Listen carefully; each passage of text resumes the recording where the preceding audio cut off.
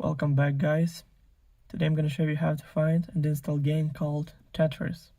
So first thing first, open App Store, click on the blue icon right here on your home screen. Then make sure that you log in on your Apple ID account. Then click on the search button right here. And in the search bar, typing Tetris and go search right here.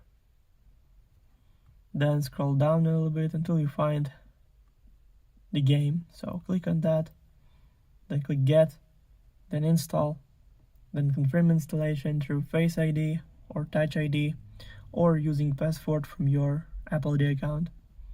So now it's 353.8 megabytes. Also, all links will be in the description of this video. Hope you guys enjoy. Thank you for watching. Please like and subscribe for more. Bye.